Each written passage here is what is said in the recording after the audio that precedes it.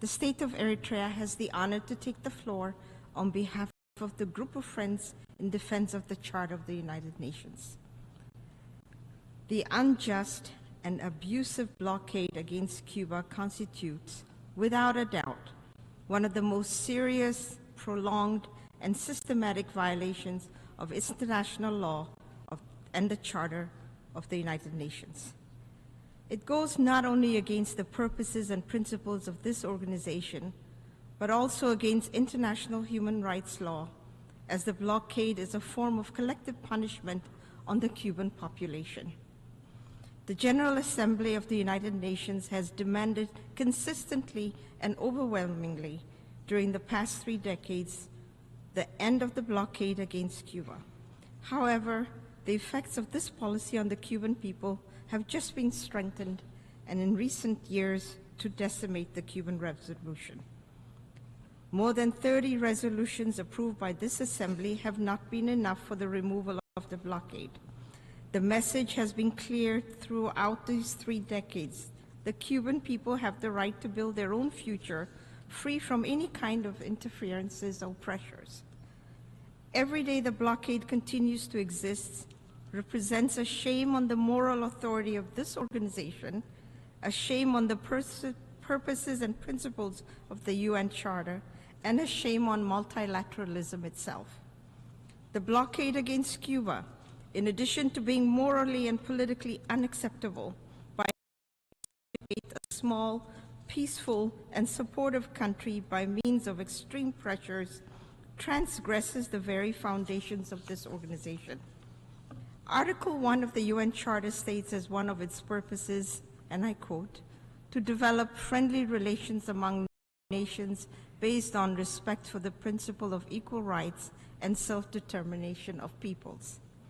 However, the blockade not only violates the rights of Cubans to conduct their affairs in a sovereign manner without interference, but also restricts other states of the world from freely developing their commercial ties with Cuba. Any nation in the world, rich or poor, is exposed to reprisals by the US authorities if it maintains economic relations with Cuba.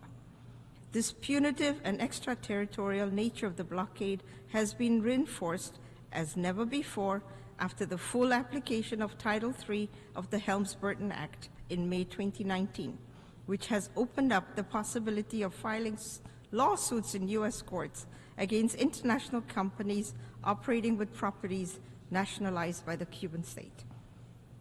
Being a fundamental piece in the declared purpose of successive governments of the United States of America to undermine the social project of the Cuban Revolution, the blockade threatens the political independence of Cuba, which is contrary to what is advocated in Article 2 of the UN Charter on Relations among members of this organization.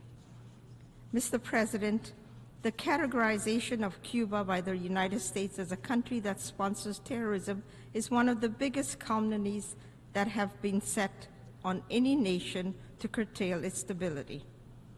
Cuba exports solidarity, not violence.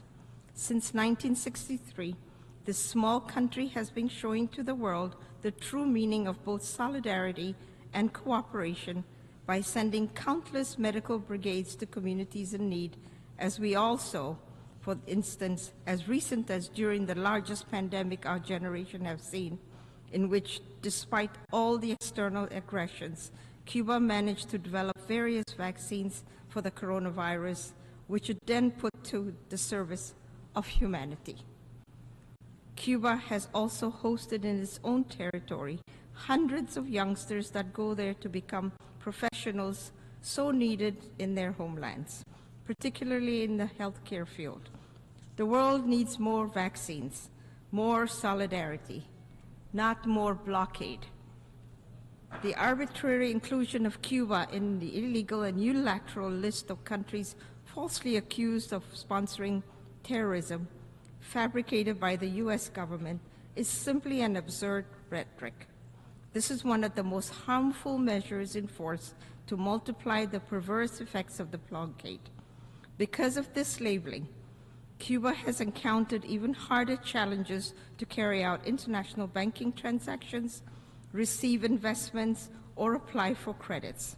This has even provoked the closure of bank accounts to many Cuban diplomatic missions across the world in violation of the Vienna Convention on Diplomatic Relations. Therefore, we call for the immediate removal of Cuba from this arbitrary and unilateral list, where it should never have to be included in the first place, and which we firmly reject in its entirety. Mr. President, year after year, the reports of the Secretary General presented to this body under this agenda item illustrate the numerous and sensitive negative impacts caused by the blockade on the Cuban population. There are children and young people who suffer these impacts, mothers and the elderly who live in deprivation and are victims of a harmful and inhumane blockade driven by political motivations. Article 13 of the UN Charter confers on this Assembly, amongst its functions and powers, the promotion of international cooperation in the economic, social, cultural, education, and health fields. Given that the blockade against Cuba is a major impediment to the achievement of this objective, as well as an obstacle to increasing the valuable contribution that Cuba can make to international cooperation, the General Assembly will continue to fall short in the effective realization of its functions until this harmful policy is eliminated. We express our solidarity with the people and government of Cuba. We demand the immediate and unconditional end of the blockade, and we call upon all member states of the organization to support once again the draft resolution to be submitted by the Cuban delegation under this agenda item. I thank you, Mr. President.